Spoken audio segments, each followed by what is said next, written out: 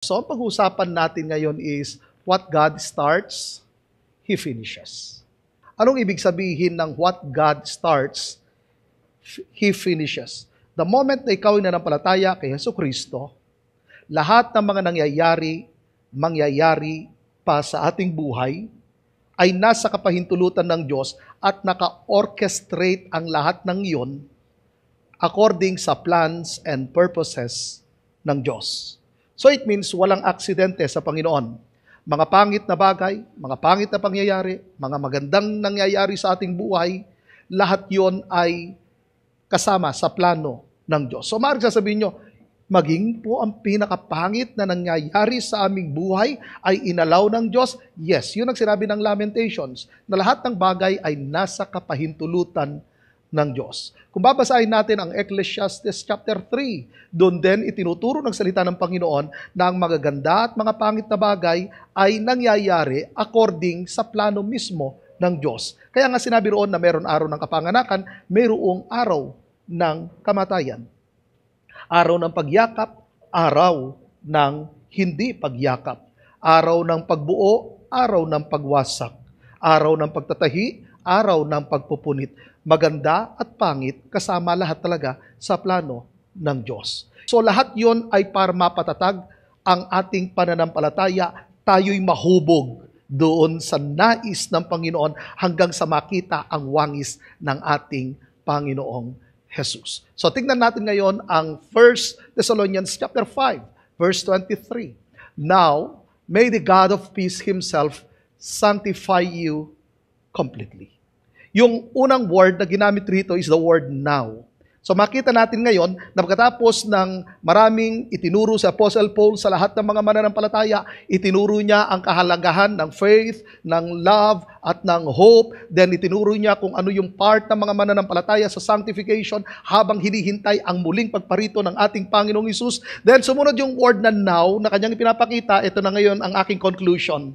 Dito na ako ngayon mag-e-end dito sa sulat na ito. Then sumunod sabi niya, now may the God of peace. Bakit ginamit ni Apostle Paul ngayon ang salitang God of peace? Kasi ang kausap niya rito ay ang mga mananampalataya.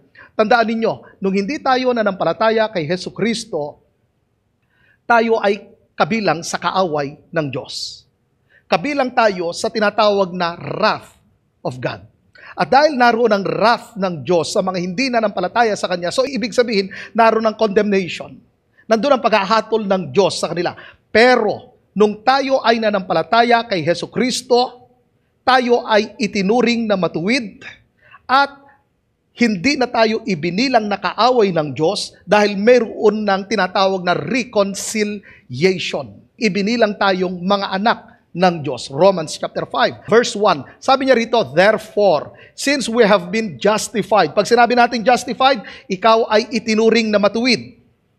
So it means hindi ka na baluktot, hindi ka marumi, hindi ka makasalanan sa paningin ng Diyos. Ikaw ay itinuring na matuwid ng Diyos. Ang sabi rito, through faith. Hindi sinabing sa pamagitan ng good works, hindi sinabing sa pamagitan ng religion. Ang sabi roon, through faith. Yun yung sinasabi mismo ni Apostle Paul in Ephesians chapter 2, verse 8. Na ang kaligtasan ay regalo ng Diyos. Natanggap natin ito nung tayo ay nanampalataya. So ginamit roon, through faith. So ganun din, ang justification, tayo itinuring na matuwid through faith. Kanino? Sa religion? Ang sabi rito, sa pamagitan mismo ng ating Panginoong Hesus. So ituloy natin. Ang sabi niya, we have peace with God through our Lord Jesus Christ. So naroon na yung tinatawag na pakikipagkapayapaan. Wala na ang galit ng Diyos sa lahat ng mga nanampalataya kay Jesucristo. So ibig bang sabihin rito na kung saan ang ating Panginoong Hesus nung inihandog ay as in nawala ang galit ng Diyos sa lahat ng mga nanampalataya sa Panginoong Hesus? Yes. Bakit? Dahil ang umako ng ating kasalanan ay walang iba kundi si Jesus Christ. So tinutukoy rito mismo ang ating justification. Balikan natin ngayon ang chapter 5, verse 23 ng 1 Thessalonians. Sabi niya, now may the God of peace Himself sanctify you completely. Sabi niyo nga, sanctify. Pag sinabi nating sanctify, to set apart for holy purposes. So ikaw ay isinet apart ng Panginoon, hindi para sa mundo, kundi para sa Kanya, for holy purposes. Ngayon, ginamit niya dyan, hindi lang sanctify, kundi sanctify completely. Sabi niyo nga, completely. Okay, anong ibig sabihin ng sanctify completely? Sa theology ay mayroon tayong tinatawag na 3 kinds of sanctification. At ano ang 3 uri ng sanctification na yon? Number 1, positional sanctification. Ano ang positional sanctification? Tandaan ninyo, ang justification ay connected siya sa positional sanctification. Sa justification, nung ikaw ay nanampalataya kay Hesus Kristo, itinuring kang matuwid ng Diyos. Ngayon, sa positional sanctification, dati ikaw ay kaaway ng Diyos. Ngayon, ang iyong position, ang iyong new identity, hindi ka nakaaway ng Diyos, anak ka na ng Diyos. Bago tayo nanampalataya kay Kristo, tayo ay sinners. Pero nung tayo ay nanampalataya kay Hesus Kristo, sa positional sanctification, tayo ngayon ay ibinilang na saints. Dati, bago tayo nanampalataya kay Hesus Kristo, kabilang tayo sa children of darkness. Pero nung tayo nanampalataya kay Hesus Kristo, sa positional sanctification, tayo ay children of God or children of light. Yun yung ating new position. Kaya siya positional sanctification. So, hindi ka nakaaway ng Diyos, anak ka na ng Diyos. Hindi ka na nasa dilim, ikaw ay nasa liwanag na. Wala na sa iyo ang condemnation kasi ikaw ay forgiven. Ikaw ay beloved. Ikaw ay saint. That is positional sanctification. At ito ay one-time event. That moment na nanampalataya ka kay Hesus Kristo, na bago ang iyong position, meron ka ng tinatawag na new identity. Pero hindi nag-end sa positional sanctification. And take note, sa positional sanctification, ito yung tinatawag natin, naroon na sa atin ang perfect holiness. Kasi ang holiness na nasa sa atin ay ang holiness ng ating Panginoong Diyos. So perfect mismo yon. Positionally, you are perfect in Christ. That is positional sanctification. Ngayon, hindi nag-e-end sa positional sanctification. Pangalawa is progressive sanctification. Ang progressive sanctification, ito ngayon is all about our spiritual maturity. Sa positional sanctification ay one-time event, pero ang progressive sanctification ay lifetime. So ang goal nito, mabuo ang wangis ni Jesus Christ sa ating buhay. So, ginagamit ng Diyos ang maraming mga pangyayari sa ating buhay para tayo ay maayos, mahubog, tayo ay madisiplin, tayo ay maprune. So ano ang mga ginagamit ng Diyos? Kasama rito yung mga sinasabi kong mga circumstances, kasama diyan ang mga pagsubok sa ating buhay. Sa mga lowest moments ng ating buhay, kabahagi ang lahat ng yan. So maganda at mga pangit na nangyayari at mga mangyayari pa sa ating buhay ay part yan ng pag-aayos, pagdidisiplin, paghuhubog ng Diyos sa atin. Kasi ang goal ay spiritual maturity. So lahat ng mga mananampalataya nag-start sa pagiging baby Christian. Nung ikaw ay nanampalataya kay Kristo, naipanganak ka ng muli. Ulitin ko, naipanganak ka ng muli. Anong ibig sabihin nun? Yung paggagamit ng ating Panginoong Hesus, naipanganak mula sa itaas. So, ito mismo ay gawa ng Diyos. So, tayo ngayon ay mayroong bagong relasyon sa Panginoon. Kaya lahat ay nag-i-start sa pagiging baby Christian. Ngayon, kailan nagiging pangit ang baby Christian? Kapag yung antagal-tagal mo na, ka-Kristiyano, baby ka pa rin, hindi na siya maganda. Kapag nagtagal ka sa pagiging baby Christian, ang tawag mismo ni Apostle Paul dyan in Corinthians is carnal Christian. At ang sabi mismo ng Ephesians chapter 4, na ang mga baby Christian ay madaling maitangay ng mga maling katuruan. Kaya kailangan ng tinatawag na tuloy-tuloy ang ating spiritual maturity. Kaya nga kapag inaalaw ng Lord yung mga pangyayari sa ating buhay, lalo na yung mga pangit na nangyayari sa ating buhay, mga kapatid ko, huwag niyong takasan yan. Ngayon, gusto ko naman din na mabago ang kaisipan ng marami kasi mostly ganito, kapag meron nangyaring hindi maganda sa isang tao, lalo na sa mga mananampalataya, ang kaisipan natin, siguro may kalokohan tao na yan, kaya pangit nangyari sa kanyang buhay. Hindi po ganun dapat ang ating mindset. Tandaan ninyo si Job. Si Job, ang sabi ng Bible na siya ay napakatuwid. Na sa kanyang generation, talagang siya ang angat na angat sa lahat. Siya ay kinalulugdan ng Diyos. Siya ay nakasumpong ng pabor ng Panginoon.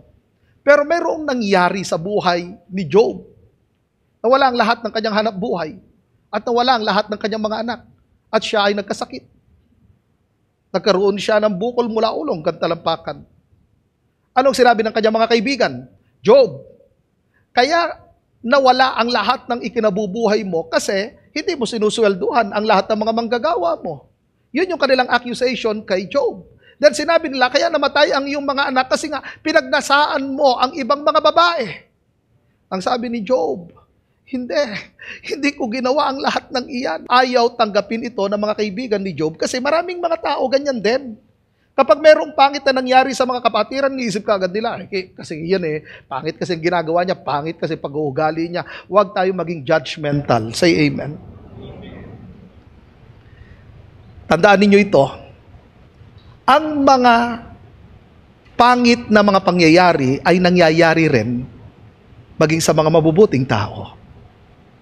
Ang mga magagandang bagay ay nangyayari rin at nararanasan ng mga masasamang tao.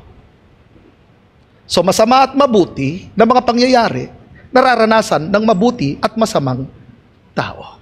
Yun ang realidad ng buhay. Ngayon, sa ating tinatawag na progressive sanctification, mayroong mga pangit na mga pangyayari sa ating buhay na inalaw ang Diyos. Babalik ulit tayo sa pinag-aralan natin last week sa sinabi ng Lamentations. Na sinabi roon na nasa kapahintulutan ng Diyos ang lahat ng mga nangyayari sa ating buhay. So mga kapatid ko, ano man ang nangyayari sa inyo ngayon, hindi ko alam kung anong struggle ninyo. Inalaw yan ng Diyos. Naka-orchestrate ang lahat para sa ikabubuti natin. Kahit parang ang sama ng nangyari or pangit yung nangyari, nasa kapahintulutan ng Diyos ang lahat. Kaya nga madalas nating sinasabi na siya ang sovereign God. Siya ang sovereign Lord. He is in control. At hindi nag-e-end sa tinatawag na progressive sanctification. Susunod ng progressive sanctification ay yung tinatawag nating permanent or complete sanctification. Yung sa una, ano yung una natin? Positional, one-time experience. Susunod ay ang progressive sanctification, lifetime process ito. Ang permanent or complete sanctification, minsan lang ito rin mangyari. So, ang end ng progressive sanctification is permanent sanctification. Ito yung tinatawag nating glorification. Na kung saan papalitan ang katawang nabubulok ng hindi nabubulok. At sa permanent, kaya nga tinawag nating permanent, hindi na magkakasala ang tao, ang mga mananampalataya.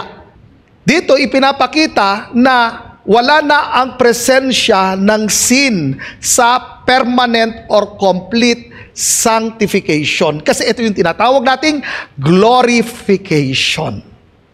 Ulitin ko, itong mga sanctification na ito, ang Diyos ang magtatapos nito. Siya nagpasimula, siya magtatapos nito.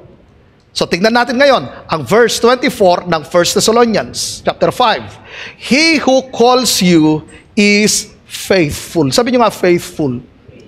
Without God's faithfulness, impossible na makomplete ang sanctification.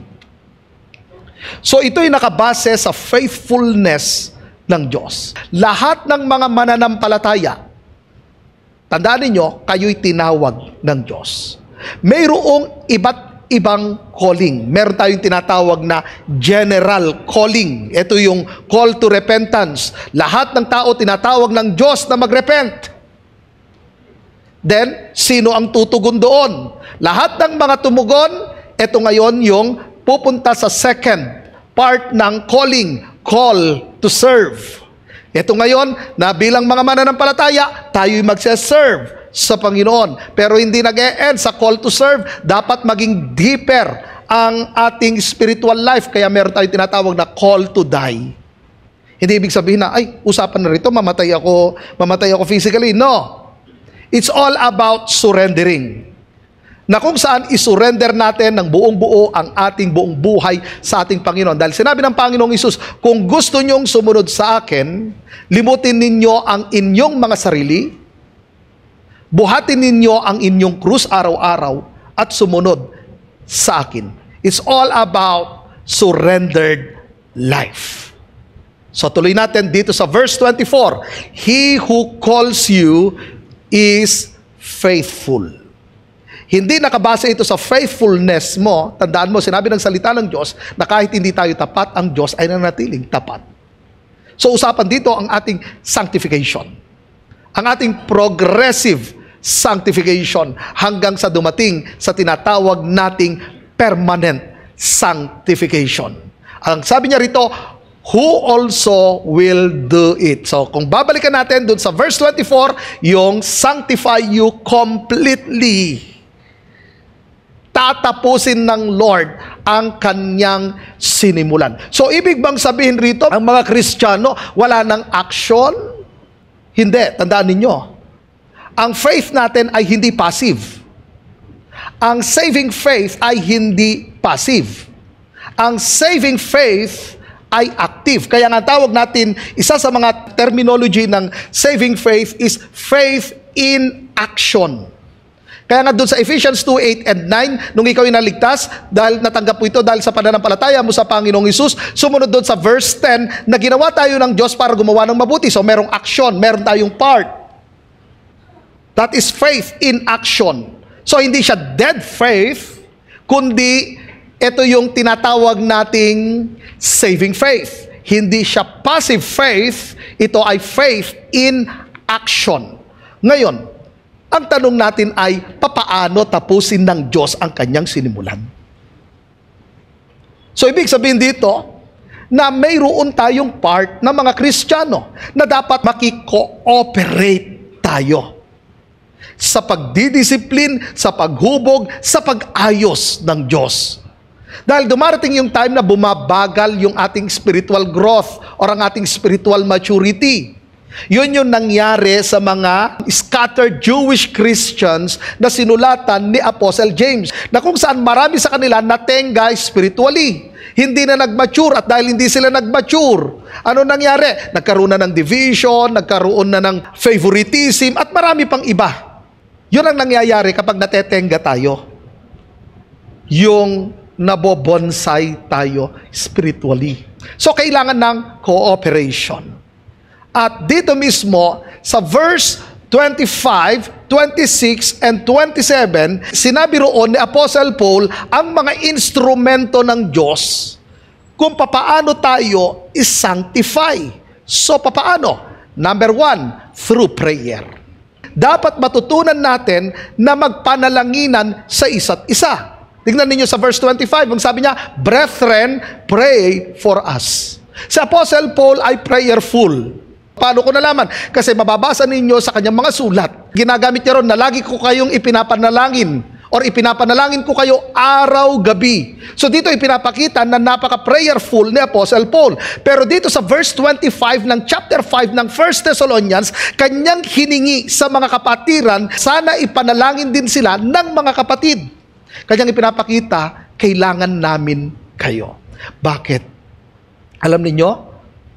Kasi kahit malakas tayo ngayon, merong mga time na kapag dumating tayo sa lowest moment ng ating buhay, ang response ng ating emotion, kunyari nakakalungkot yung balita, nakakalungkot yung nangyari, ang tugon ng ating emotion, malungkot siya, right? So emotionally, nagiging down na down din tayo. Lalo na pag mga pangit ang mga nangyayari sa ating buhay. At ang hirap mag-pray kapag ganon. Yun yung sinasabi kong kailangan natin ang panalangin ng bawat isa. Yung mga kapatiran na dumaranas sa mga mahihigpit na pagsubok and emotionally down sila, kailangan nila ng panalangin ng mga kapatid sa Panginoon. In context ng chapter 5, verse 25, sina Apostle Paul sa bawat pinupuntahan nila, ang daming mga pinagdaraan ng mga pagsubok, persecutions. Binubugbog sila, kinukulong sila. Kaya nga sinabi ni Apostle Paul, I die daily. Okay? Tandaan ninyo, nung sinabi niyang I die daily, literally talaga, araw-araw, si Apostle Paul halos muntik na mamatay. Dahil maraming gustong pumatay sa kanya dahil sa pangangaral niya ng salita ng Diyos. Kaya kanyang hiningi at hiniling sa mga kapatid na ipag-pray siya. Kung si Apostle Paul na prayerful, isang man of God, matatag, napakaunlad ng kanyang ministry, matatag ang kanyang pananampalataya, nangangailangan ng prayer ng kapwa kapatid. So ganun din tayo, kailangan din natin ang isa't isa. So anong dapat natin gawin? Pray for one another. Matutunan nating ipanalangin ang bawat isa. Mga kapatid ko, kailangan niyo ako at kailangan ko rin kayo. Kailangan niyo ang panalangin ko, kailangan ko rin ang panalangin ninyo. Ang pinupunto ko, kailangan natin ang isa't isa. Ngayon, kapag mayroong mga kapatiran na nagre-request na ipag-pray ninyo, wag lang sabihin niyo, oh sige, pagpe-pray ka namin. Wag lang hanggang doon, ipag-pray mo siya talaga. Kapag sinabi mong, okay, sige, pagpe-pray, pagkatapos hindi mo ipinag-pray, that is hypocrisy. Ako, ganito ginagawa ko pag mayroong nag-request na ipag-pray, that moment, pinagpe-pray ko rin. Pag may nag-message sa akin na pag-pray, pinagpe-pray ko talaga yon. Hindi ko sinabing, o sige, pag-pray ko. Hindi. Gagawin ko talaga, ipagpe-pray ko ang mga taong yon. Kasi nga, ito ay command sa atin, at hindi lang basta isang command, ito isang responsibilidad bilang magkakapatid kay Kristo. Amen ba? John 17:1 and 15. Ito nung nasa Garden of Gethsemane ang ating Panginoong Hesus, yan yung gabi na siya ay ipinagkanulo ni Judas. Ang iniisip pa rin ng ating Panginoong Hesus ay walang iba kundi ang kanyang mga disciples. At ang sabi niya ay ganito, ang sabi ng salita ng Diyos, after Jesus said this, He looked towards heaven and prayed. Siya'y nanalangin. Ano ang isa sa mga laman ng kanyang panalangin? Verse 15, my prayer is not that you take them out of the world, but that you protect them from the evil one. Hindi sinabi ng Panginoon na, Abba Father, tanggalin mo na sila sa mundong ito para sa ganon, hindi sila makontaminate. Hindi. Sabi niya, hindi ko hinihiling na tanggalin mo sila, Ama, sa mundong ito, kundi protektahan mo sila from the evil one. Kasi sa mga testings ng Diyos sa atin, ang ginagawa naman ng kaaway, tinetempt niya tayo. Na gusto ng kaaway na mag-give up tayo. Na gusto ng kaaway na makipag-compromise tayo, because the moment na nakipag-compromise tayo, na makokontaminate tayo. So ang panalangin mismo ng ating Panginoong Hesus, Abba Father, protektahan mo sila from the evil one. So yun din ang panalangin natin. Kung si Lord nga, pinag-pray niya kanyang mga disciples, then ganoon din tayo. Ito ay isang halimbawa na kailangan natin ng panalangin ng bawat isa. Na protektahan ng Diyos ang lahat ng mga kapatid from the evil one. Because day and night, inaakusahan tayo ng kaaway. Day and night, tinetempt tayo ng kaaway. Day and night, siya'y nagtatanim ng mga kasinungalingan, nagtatanim siya ng doubt sa atin. Na kung saan, kapag tinanggap natin ang lahat ng mga itinanim ng kaaway, anong nagiging resulta nito? Unti-unti tayong nanghihina. Kaya sabi ng Lord, Abba Father, protect them from the evil one. So kailangan, ang panalangin natin, protektahan ng Diyos ang lahat ng mga kapatid from the evil one. Hindi lamang yon. Tingnan natin in Luke chapter 22, verse 31 to 32. Sinabi ni Jesus kay Pedro, Simon, makinig ka mabuti. Humingi ng pahintulot si Satanas sa Diyos na subukin niya kayong lahat tulad ng pag-alis ng ipa sa mga trigo. Ang request ni Satanas, mailayo sa Diyos ang mga disciples. So dito, ipinapakita ang maliwanag na principle na nasa kapahintulutan ng Diyos ang lahat. At sinabi rito na ang kaaway, humingi siya mismo ng pahintulot na subukin tayo. So sinabi ba ng ating Panginoong Sus, yun ang request ng ating kaaway. So yan, susubukin kayo. Ganun lang ba sinabi ng Panginoong Sus? Hindi. Ang sabi rito, ngunit nanalangin ako para sa iyo. Napansin ninyo? Merong temptation, may request ang kaaway, at sinabi mismo ng ating Panginoong Hesus, dito natin makikita na nag-intercede ang ating Panginoong Hesus. Kaya napakahalaga ng intercession, na tayo mismo ay mamagitan doon sa mga tao na nangangailangan, sa mga taong dumaranas ng mga mahihigpit na pagsubok. Problema kasi sa maraming mga mananampalataya ay napaka-selfish. Hindi masama na mag-pray tayo, hilingin natin yung mga kailangan natin, pero huwag nating kalilimutan na ipag-pray natin ang ating kapwa. Lalo na ang mga kapwa mananampalataya. Halimbawa, sa inyong life group, kahit hindi niya ni-request na ipag-pray siya, kung nakikita mo naman na dumaranas siya sa mga matitinding pagsubok, edi, isama mo siya sa iyong prayer. Ina-encourage ko lahat ng mga nasa life group na sana bago matapos yung life meeting ninyo, ipag-pray ninyo ang isa't isa. Bago kayo pansamantalang maghiwa-hiwalay, mahalaga na ipag-pray ninyo ang isa't isa.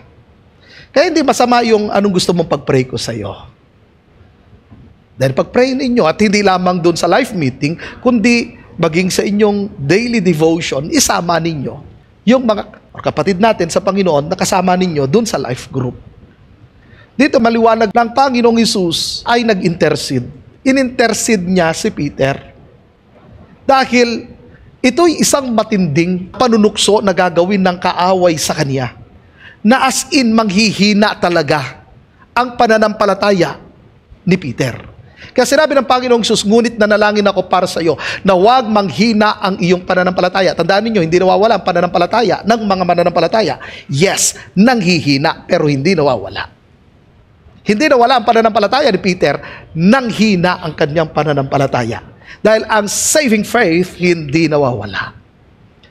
Ang kailangan dyan, mag-mature, mag-grow tayo sa faith. Tignan natin ang kasunod. At kapag nagbalik loob ka na, palalakasin mo ang pananampalataya ng iyong mga kapatid. Ganito ang principle niyan. Merong temptation, nanghina ang aking pananampalataya, merong nag-intercede para sa akin. Ngayon, pagkatapos ng mahigpit na pagsubok na yon at na-overcome ko, yung comfort na na-receive ko from God, ay gagamitin ko rin ang comfort na ito sa mga taong dumaranas ng mga mahihigpit na pagsubok. So, hindi tayo nagiging selfish. Kasi, yung mga nararanasan natin, alam natin yung feelings ng taong dumaranas ng matinding pagsubok. Alam natin yung feelings ng hopeless. Alam din natin ang isang taong, kung naranasan ninyong ma-depress, alam ninyo yung hirap ng na-depress. Yung hirap matulog, nagigising ka ng madaling araw, yung sobrang lungkot, wala kang ganang kumain, kahit ang saya-saya na ng lahat, pero alam mong empty ka. Hindi kayang mai-explain yung lungkot, yung bigat na nararamdaman. Dahil sa naramdaman mong iyon at naranasan mong iyon at naranasan mo ang pag-comfort ng Diyos, ngayon naiintindihan mo ngayon yung sitwasyon ng mga kapatiran. So hindi ka magiging judgmental or magiging critical bagkus naroon ang compassion mo na ipag-pray mo ang mga taong ito. Kaya napansin nyo ang kaibahan ni Peter bago siya na-tempt, bago siya tinukso ng kaaway. Dati ang yabang-yabang ng taong ito, masalita ang taong ito. But after that testing, mapansin ninyo sa mga sulat mismo ni Peter, Meron siyang isang puso ng isang mabuting pastol. Meron siyang puso na katulad ng isang mabuting ama. Nandoon ang kanyang pagmamahal, pagmamalasakit sa mga tupa ng Panginoon. Kasi alam niya ang hirap. Nung pinaraan siya sa matinding pagsuubok, alam niya yung ganung sitwasyon at naranasan niya ang pagtulong ng Diyos. Ngayon, siya ang naging instrumento ng Diyos para ma-comfort, mapalakas ang kanyang mga kapatid sa pananampalataya. Ephesians chapter 6 verse 18. At manalangin kayo sa lahat ng oras sa tulong ng banal na Espiritu. According sa Romans chapter 8, ang isa sa mga work ng Holy Spirit is to intercede us. Ang Holy Spirit ay lumuluhog para sa atin. Gumagamit siya ng mga tao para ipag-pray tayo. Ngayon, sinasabi ngayon sa Ephesians chapter 6 na tayo'y manalangin sa banal na Espiritu or sa tulong ng banal na Espiritu. Anong ibig sabihin? Na inililid tayo ng Holy Spirit. Kaya sa prayer natin, hindi tayo yung parang memorize natin yung pinagpe-pray natin, kundi wine-welcome natin ang Holy Spirit. Holy Spirit, ano po yung pagpe-pray ko ngayon? Sino po ngayon ang nangangailangan ng panalangin?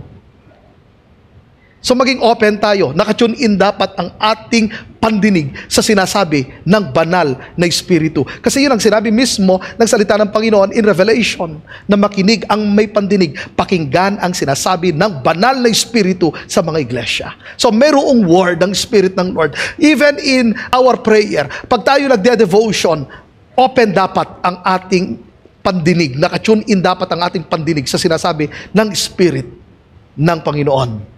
At ang sinabi rito, ipanalangin ninyo ang lahat ng dapat ipanalangin. Huwag kayong magpabaya. Patuloy kayong manalangin, lalo na para sa lahat ng mga pinabanal. Yan yung itinuturo sa atin, na dapat ipanalangin natin ang bawat isa. Hindi lang yung ikaw, hindi lang yung pamilya mo, kasama ang mga kapatid. Yun yung tinatawag na pinabanal. Lahat ng mga kapatid natin sa pananampalataya. So, maging specific tayo. Yung mga kasamahan mo sa life groups, kasamahan mo mismo rito sa church, kasama dapat sila sa mga ipinapanalangin natin. Kaya maging masipag tayong manalangin. Amen? Kayo, pag nagre-request kayo na ipanalangin ko kayo, ginagawa ko talaga yon. Pinagpe-pray ko talaga yon. Iniluluhog ko talaga yon sa Panginoon. Honestly, ginagawa ko talaga yon. Pag nakikita ko mga sitwasyon ninyo, meron ako mga nakitang mga hindi magagandang sitwasyon, kahit hindi ko sabihin sa inyo na ipinapanalangin ko kayo ang katotohanan, pinagpe-pray ko kayo. Napalakasin at patatagin kayo ng Panginoon. At patuloy kong gagawin ito. Dahil yun ang isa sa mga ministry natin na mga mananampalataya, ang ipanalangin ang isa't isa. Pangalawa na ginagamit ng Diyos na instrumento sa ating progressive sanctification. Nang in-start ng Diyos na tapusin niya, isa sa mga ginagamit niya is through fellowship. Sa pamamagitan ng pagsasama-sama ng lahat ng mga mananampalataya. Hindi ka nagiging on fire kung nakahiwalay ka sa fellowship. Ngayon, tignan natin ang verse 26. Parang sasabihin nyo, wala naman po yung word na fellowship dyan. I-explain ko po sa inyo ito. Ang sabi rito, greet all the brethren with a holy kiss. Una, pagbati. Sinong babatiin? All the brethren. Hindi lang yung ilan. So sa greetings, kaya maganda yung ginagawa natin yung bago mag-start, yung ating service, nagkakamayan tayo, yan ay part ng ating fellowship. Nagbabatian tayo sa isa't isa. At hindi lang yung ilan, sabi ron, all. Napansin nyo? All ang ginamit dyan sa verse 26. All the brethren. Ngayon, yung susunod, with holy kiss. Hindi sinabing kiss lang with holy kiss. Noong first century, sa kanila, ang way ng kanilang pag-greet at pagpaalam ay holy kiss. Ito ay lalaki sa lalaki, babae sa babae. Yun ang culture ng mga Kristiyano sa first century. Sa panahon natin, ano yon? Kamayan. Di ba? Nagkakamayan. Sa pagkakamayan naman ay pwede naman lalaki sa babae, gano'n naman yon. Dahil kamayan naman yan. Ngayon, babalik ulit tayo, maaaring sasabihin nyo, nasan po yung fellowship? Ang holy kiss is a sign ng love, brotherly affection, and last is fellowship. Yun ang ibig sabihin ng holy keys in the New Testament sa first century. Yun ay sign ng fellowship. So ang holy keys is a tangible sign na ikaw ay bahagi ng isang pamilya ng Kristiyano. Na ikaw ay bahagi ng pamilya ng Diyos. Yun yung pinopoint doon. So nakukuha na ninyo, ito ay tangible sign ng ating brotherhood in Christ. So ano dapat natin gawin?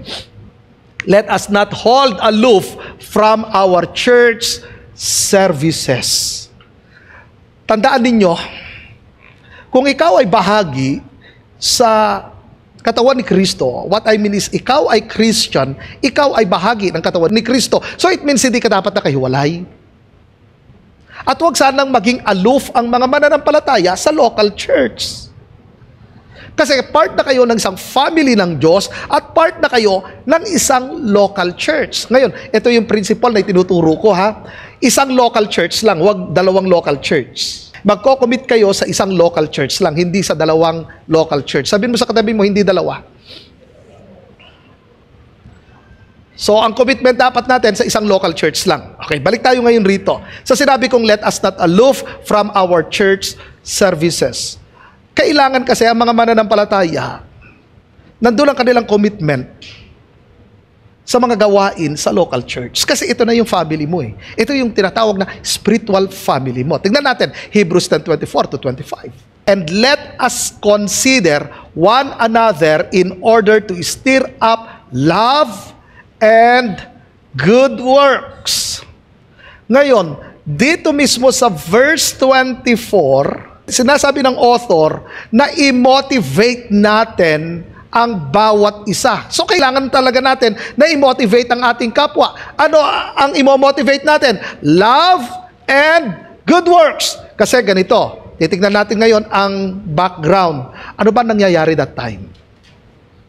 Ang mga Kristiyano pine-persecute. Pinupuntahan sila bahay-bahay. Kasi ang fellowship nila that time ay nasa bahay-bahay talaga. So, pinupuntahan ng mga mananampalataya bahay-bahay at ina-arrest sila. Ngayon, maraming mga Kristiyano talaga, as in yung mga Christians, tinayuan nila ang kanilang pananampalataya, nasubok ang kanilang pananampalataya. Marami rin naman ang nanlalamig sa Panginoon that time. Yung iba, parang ayaw nang magpatuloy kasi nga sa sobrang hirap, persecution na yan eh. Ngayon, ang itinuro sa kanila, i-motivate nyo ngayon yung mga nanlalamig. Ang kanilang love, i-motivate ninyo. Yung mga kapatid na nakakaramdam na ng panghihina at gusto nang i-give up ang ministry, sinabi roon, i-motivate nyo sila. Ngayon, tignan nyo yung word na ginamit, stir up. Kumbaga, ihalo mo. Ihalo mo. Siguro kayo mahilig magkape, no? Maglalagay ka ng coffee, ng cream, ng sugar. Hindi, basta't nilagay mo rin, then iinumin nyo. Hindi, no? I-stir nyo, right? Para masarap yung coffee. At yung kanyang aroma, di ba? Kasarap amuyin ng coffee. Ilan ba sa inyo mahilig mag-coffee? Pakitaas ang kamay, mahilig mag-coffee. Ayun. Marami akong katulad dito. Subukan mo yung maglagay ka ng coffee, ng cream with sugar, nang hindi mo siya i-stir, nang hindi mo siya haluin, wala, hindi mo siya may-enjoy. Ngayon, ganito. Nung sinabi ng salita ng Diyos na let us consider, dito itinuturo na imo-motivate natin ang mga kapatid, yung mga nanlalamig na bumalik yung kanilang first love sa Panginoon. At yung mga kapatid na gusto na mag-give up sa ministry, na muli, i-motivate natin na sumigla ang kanilang paglilingkod sa Panginoon. Kaya yung mga nakikita nyo, yung mga disciple makers na, or kaya mga outreach leaders na parang tinatamad na, nanghihina na, i-give up na yung ministry or i-give up yung ministry. So, ang gagawin natin ngayon, i-motivate natin. Hindi yung sasabihin, wala, mahina. Hindi ganon. Hindi ganon ang pag-motivate. Nanghihina na nga, tapos sasabihin, wala, mahina, kung ako lang yan, di ba? Ganun ang marami, hindi ganon ang itinuturo ng Hebrews chapter 10 verse 24. Ang itinuturo, i-stir up natin ang love and good works. Yun ang i-stir up natin. Love and good works. Ano sinasabi mong, ay wala yan, kung ako nga lang yan, dumaan nga ako, tindi ng problema ang pinagdaanan ko, pero nagpapatuloy pa rin ako, ikaw wala. Iba ang inihalo mo, iba ang in-stir mo. Hindi dapat ganon ang attitude natin ng mga mananampalataya. Tandaan ninyo, ang sinabi roon, ang i-stir up natin, love and good works. Verse 25, not forsaking the assembling of ourselves together, as is the manner of some, but exhorting one another, and so much the more as you see the day approaching. Sinasabi rito yung second coming ni Christ. So, usapan rito, from progressive sanctification to, ano yung last? Permanent sanctification. Yun yung binabanggit, day approaching. Ito yung nalalapit na, yung second coming ni Christ. So, ganito. Babalik ulit tayo sa background. Pine-persecute sila, hina-house to house na mga mananampalataya, ikinukulong na sila, inaaresto na sila. So, marami na sa mga mananampalataya na natatakot na sila na dumalo sa mga pagtitipon kasi nga, yun nga nangyari eh. Aarestuhin sila eh. Pero ang sinabi mismo ng author, sa kabila ng lahat ng ito, unang gawin natin, i-stir up natin yung love and good works. Then pagkatapos, sumunod sinabi niyang, at huwag nating kaliligtaang dumalo sa mga pagtitipon katulad ng ginagawa ng ilan. So marami pa rin nagpapatuloy. So ganoon din dapat na sa atin ng mga mananampalataya na huwag tayong maging aloof sa fellowship ng mga mananampalataya. Na dapat nandoon na maging masigasig tayo. Hindi yung pinagpipilian, a-attend ba ako o hindi? Hindi dapat ganoon. Kasama na sa schedule natin. 30 years na akong Kristiyano, wala akong maalala na nag-absent ako. Ni minsan, wala akong maalalang nag-absent ako. Always present ako. Bagong mananampalataya, nandun na talaga ang aking commitment. Alam kong kailangan kong dumalo sa mga pagtitipon. Kaya mga kapatid ko, ini-encourage ko kayo na dumalo sa mga pagtitipon. Huwag nating ipagsawalang bahala ito. Napakahalaga ito sa atin bilang mga mananampalataya. Kasi ang purpose nito, para ma-stir up ang love and good works. Kaya napansin ninyo ang aming pagtuturo every Sunday, ito ay nakafocus sa pag-i-equip sa atin ng mga mananampalataya. Ginigising tayo. Ini-stir up tayo. Anong ini-stir up namin? Ang love and good works. Para tayo magpatuloy mismo sa Panginoon. Para tuloy-tuloy ang ating spiritual maturity. Kinagamit ng Diyos, ang isa sa mga instrumento ng Diyos sa ating progressive sanctification is fellowship. Babalik ulit tayo, sinabi roon sa verse 24, na i-stir up natin ang love and good works. Na kung saan, responsibilidad ng mga mananampalataya na i-motivate ang mga mananampalataya. Kaya nga napakahalaga ng fellowship, isa sa mga instrumento ng Diyos para sa ating progressive sanctification. So kung minimiss ninyo ito, so ibig sabihin, alam ninyo, nangyayari, bumabagal tayo. Siguro naranasan ninyo yung sinisimulan mong paminsan-minsan nag-a-absent hanggang sa nasanay kang nag-a-absent. Yung napansin mo yung lumalamig ka? Kung yung uma-attend ka nga lagi, nakakaranas ka ng panlalamig, how much more yung paminsan-minsan kang dumadalo sa mga pagtitipon. Kaya nga yun ang encouragement ko lagi at challenge ko sa mga kapatiran na malalapit rito, yung mga maging sa mga nasa Ramon, dito sa Itiague, yung mga nasa Quirino, yung iba mga nasa Cordon nga, dito uma-attend. Sinasabi namin madalas na wag online, mas maganda ang face-to-face. Iba pa rin, kaysa yung nanonood ka. Mamaya habang nanonood ka, biglang meron tumawag sa'yo, nadidistract tayo. Sayang, marami tayong nabibis. Kaya in-encourage ko kayo na mahalaga talaga face-to-face kaysa mag-online. Amen? Pangatlo, through God's Word.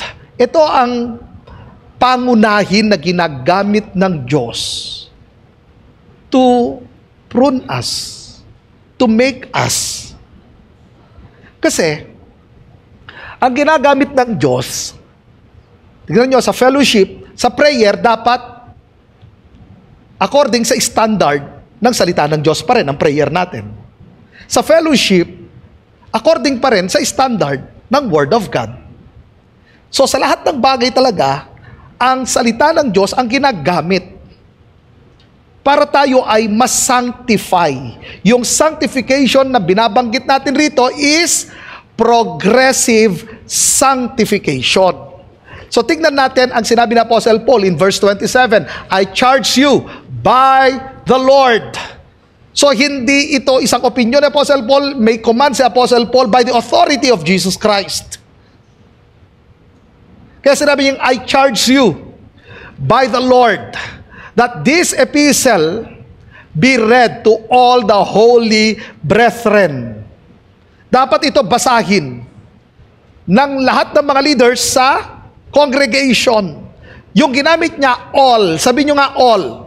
Ano ang dapat nating gawin bilang mga mananampalataya? Be devoted to God's Word. Doon nga sa sinabi ng Apostle Paul sa verse 27, dapat basahin mismo ang kanyang mga sulat. Tandaan ninyo, ibinibilang ang sulat ni Apostle Paul as scripture.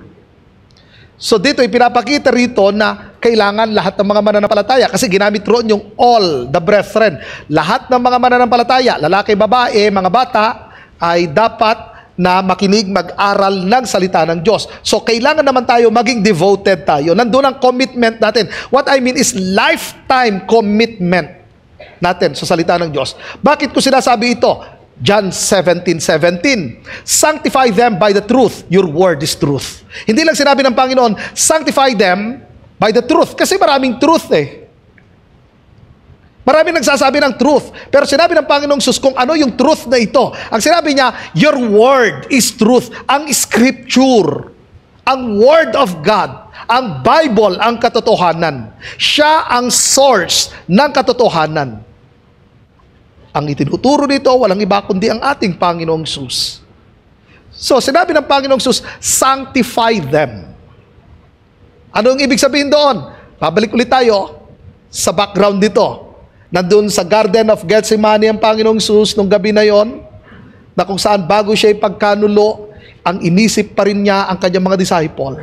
Pagkatapos ay sinabi ng Panginoon na, Ama, hinihiling ko na huwag silang tanggalin sa mundong ito ang aking hinihiling. Protektahan mo sila from the evil one. Pagdating sa verse 17, sabi ng Panginoon, i-sanctify mo sila sa pamagitan ng iyong katotohanan. Alam ninyo, ang salita ng Diyos ang nagpuprune. Ginagamit ng Diyos ang kanyang salita para tayo ay i-discipline. According sa John chapter 15, ang God the Father ang siyang gardener. Siya ang nagpuprune at ginagamit niya para tayo ay i-prune ay walang iba kundi ang Word of God. And according dun mismo sa John 15, ang purpose ng pruning is fruitfulness. Para tayo mamunga. So ano yung fruitfulness na ginagamit ng iba? Spiritual maturity. Kaya yung mga pinag-aaralan natin pag tinatamaan tayo, huwag nating i-ignore. Yun ay pagdidisiplin sa atin na dapat nagpapaayos tayo, na dapat nagpapahubog tayo. Minsan yung iba nagagalit sa pastor. Tinamaan ako, ayoko na sa pastor na yun. Doon na lang ako sa iba. Yung iba kasi, mas masarap yung mag-preach, nakakatawa. Kung nakakatawa na lang pala, di, huwag sa church umattend. Manood na lang kayo ng Mr. Bean. Dahil, sabihin ko sa inyo, ang katotohanan, nakakasakit. Di ba sinabi mismo ng Hebrews, ng salita ng Diyos, ay higit pa sa alinmang tabak na magkabilay talim. So talagang matatamaan at matatamaan tayo. Masasaktan at masasaktan talaga tayo. Kasi nga, ang katotohanan, nakakasakit.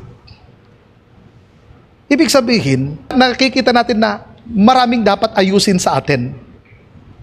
Tandaan ninyo, hindi tayo perfect sa progressive sanctification na. Hindi ko sinasabi rito ang positional. Baka yung iba kasi makarinig. So, akala ko ba perfect na ang holiness? Pagkatapos kailangan kami mag-grow. Kasi pag sinabi mong perfect, hindi nababawasan, hindi nadadagdagan. Kasi perfect nga eh.